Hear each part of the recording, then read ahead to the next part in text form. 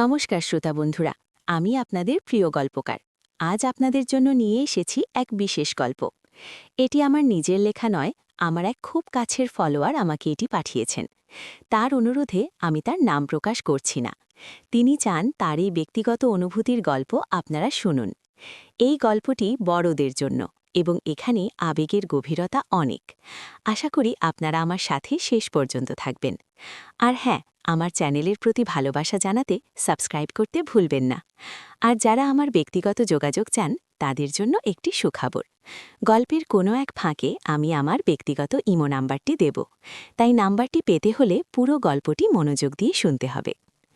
আমাদের গল্প শুরু হয় এক ছোট্ট মফস্বল শহরের এক সাধারণ বাঙালি পরিবার থেকে, যেখানে যৌথ পরিবারের ছোট ছোট ছোট ছোট কলরব, সকালের ধোঁয়া ওঠা চা আর মায়েরা আঁচলে চোখ মুছতে মুছতে রান্নাঘরে ব্যস্ত। এই বাড়িরই দুই ছেলে মেয়ে, অনন্যা আর রাহুল। রাহুল অনন্যার থেকে 2 বছরের ছোট। ছোটবেলা থেকেই ওদের সম্পর্কটা ছিল একটু অন্যরকম। অন্য ভাই বোনের মতো ঝগড়া খুনসুটি তো ছিলই, কিন্তু তার থেকেও বেশি ছিল একে অপরের প্রতি এক অদ্ভুত টান, এক বোঝাপড়া। অনন্যা ছিল একটু শান্ত লাজুক স্বভাবের, আর রাহুল ছিল চঞ্চল ডানপিটে। যখন ওরা ছোট ছিল, রাহুল অনন্যার সব বায়না শুনত। অনন্যা যখন কাঁদত, রাহুল ওর পাশে বসে থাকত, ওর ভেজা গালে আলতো করে হাত বুলিয়ে দিত। ওদের ছোট্ট ছোট্ট হাতে হাত ধরে বিকেলবেলায় পুকুর পাড়ে ঘুরতে যাওয়া, নতুন জামা কেনা নিয়ে বায়না করা, কিংবা লুকোচুরি খেলার সময় একে অপরকে খুঁজে দির করার আনন্দ, সবকিছুই ছিল খুব স্বাভাবিক। কিন্তু সেই স্বাভাবিকতার আড়ালেই লুকিয়েছিল এক আদিম আকর্ষণ, যা তখনও ওদের বোধগম্য ছিল না। বছর ঘটতে ঘটতে ওরা বড় হতে লাগল। অনন্যার বয়স যখন 16 আর রাহুলের 14, তখন থেকেই শুরু হলো কিছু বদল। আগে যেখানে ছিল নিষ্পাপ খুনসুতি, সেখানে আসতে লাগল এক নতুন ভাষা। অনন্যার শরীরের কোমল রেখাগুলো যখন বিকশিত হতে শুরু করল, রাহুল মুগ্ধ চোখে ওর দিকে তাকিয়ে থাকত। ওর মনে হতো অনন্যা যেন এক অপার্থিব সুন্দরী। ওর হাসিতে, ওর কথা বলার ভঙ্গিতে, ওর দীর্ঘ কালো চুলে, সবকিছুতেই রাহুলের এক ঘোর লেগে থাকত।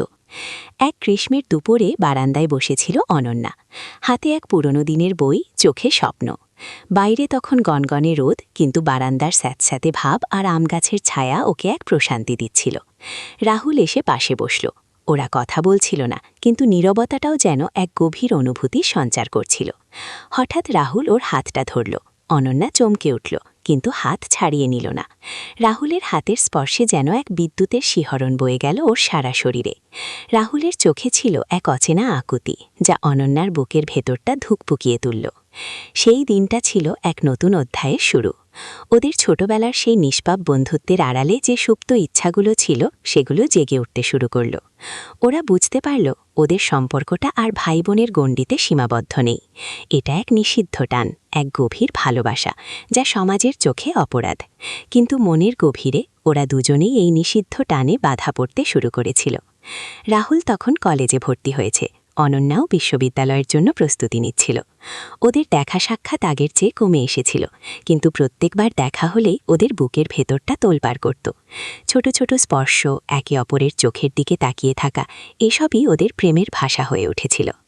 ওদের গোপন অভিসার শুরু হলো রাতের অন্ধকারে, কখনো ছাদে, কখনো বাড়ির পিছনের আমবাগানে, আবার কখনো বা নিঝুম রাতে গ্রামের রাস্তায়, যেখানে কেউ ওদের দেখবে না, সেখানে ওরা নিজেদের খুঁজে নিত।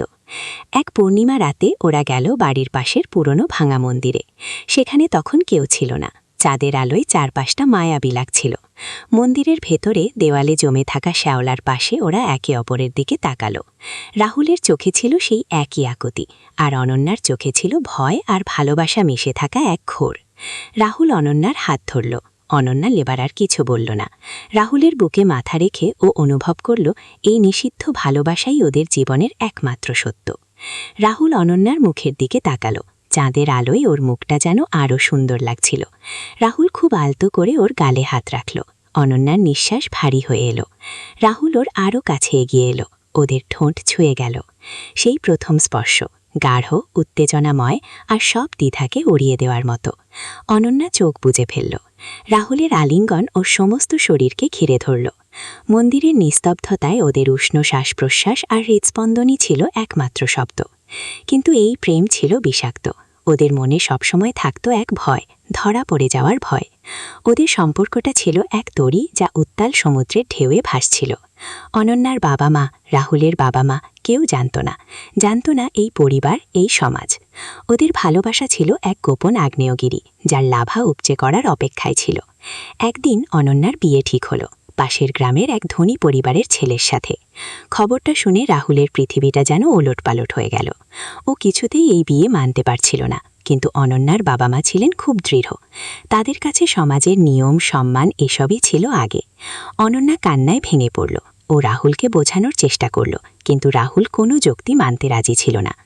বিয়ের দিন ঘনিয়ে এলো। অনন্যার মনে তখন কেবলই এক অনন্ত যন্ত্রণা। ওর ভালোবাসার মানুষ, যার সাথে ও জীবনের বাকিটা পথ কাটাতে চেয়েছিল, আজ সে ওর থেকে অনেক দূরে চলে যাচ্ছে। শেষবারের মতো বিয়ের আগের রাতে রাহুল অনন্যার সাথে দেখা করতে এলো। ওদের দেখা হলো সেই পুরনো ভাঙা মন্দিরে। রাহুল অনন্যার হাত ধরে বলল, অনন্যা, তুমি আমাকে ছেড়ে চলে যাবে? আমি এটা মেনে নিতে পারছি না। অনন্যা রাহুলের বুকে মুখ গুঁজে বলল, আমিও পারবো না রাহুল, কিন্তু আমাদের কিছু করার নেই। সমাজ, পরিবার এরা আমাদের এক হতে দেবে না। রাহুল ওকে জড়িয়ে ধরে বলল, তাহলে আমরা এই সমাজ, এই পরিবার সবকিছু ছেড়ে পালিয়ে যাই, শুধু তুমি আর আমি, যেখানে কেউ আমাদের কিছু বলবে না। অনন্যা রাহুলের মুখের দিকে তাকালো। ওর চোখে ছিল এক মরিয়া আকুতি, কিন্তু ওর মনে ছিল এক অমোঘ ভয়। এই জীবন, এই ভয়, এই নিষিদ্ধ প্রেম সবকিছু ওকে এক নিদারুণ বাস্তবতার সামনে দাঁড় করিয়ে দিয়েছিল। ওরা সেখানে বসে রইল অনেকক্ষণ। চাঁদের আলোয় ওদের শরীর মিশে যাচ্ছিল, কিন্তু মনটা ছিল হাজার টুকরো। রাহুল অনন্যার কপালে চুমু খেল। অনন্যার চোখ বেয়ে জল গড়িয়ে পড়ছিল। রাহুল, ও ফিসফিস করে বলল, আমার খুব ভয় করছে। রাহুল ওকে আরও শক্ত করে জড়িয়ে ধরল। আমি তো আছি অনন্যা, আমি তোমাকে কোনো ভয় পেতে দেব না। কিন্তু সেই রাতে যখন ওরা আলাদা হলো, অনন্যা জানত এই ভয়টা শুধু বাইরের নয়, এটাও নিজের মনের গভীর থেকে আসছে। এই নিষিদ্ধ প্রেম হয়তো ওদের এক করে দিতে পারত, কিন্তু এর পরিণতি যে কী হবে তা কেউ জানত না। বিয়ের পরের দিন অনন্যা যখন পালকিতে চড়ে শ্বশুরবাড়ি যাচ্ছিল, ওর মনে হচ্ছিল যেন ও এক অচেনা ভবিষ্যতের দিকে হেঁটে চলেছে। রাহুল দূর থেকে ওর পালকিটা দেখছিল। ওর চোখে জল আর মনে এক গভীর শূন্যতা। ও বুঝতে পারছিল জীবনের সবথেকে বড় খেলাটা হয়তো হেরে গেছে। কিন্তু এই গল্প এখানেই শেষ নয়। এই নিষিদ্ধ টানের, এই অসমাপ্ত ভালোবাসার আরও অনেক কিছু বাকি ছিল। অনন্যার নতুন জীবনে, রাহুলের মনে, ওদের দুজনের জীবনে আরও অনেক ঝড় আসবে। ওরা কি পারবে এই সামাজিক নিয়ম ভাঙতে? ওরা কি পারবে নিজেদের ভালোবাসাকে খুঁজে পেতে, নাকি এই বিষাক্ত সম্পর্ক ওদের ক্রাশ করে নেবে? আপনারা কি চান এই গল্পের পরবর্তী পর্ব শুনতে? আপনাদের কমেন্টেই জানান। আর যদি আমার এই গল্প ভালো লেগে থাকে তাহলে অবশ্যই সাবস্ক্রাইব করবেন, কারণ পরবর্তী পর্বে থাকবে আরও অনেক উত্তেজনা, আরও অনেক নাটকীয়তা, এবং হ্যাঁ, আমি আমার ব্যক্তিগত ইমো নাম্বারটি দিয়ে দেব, তাই সাবস্ক্রাইব করে পাশে থাকুন।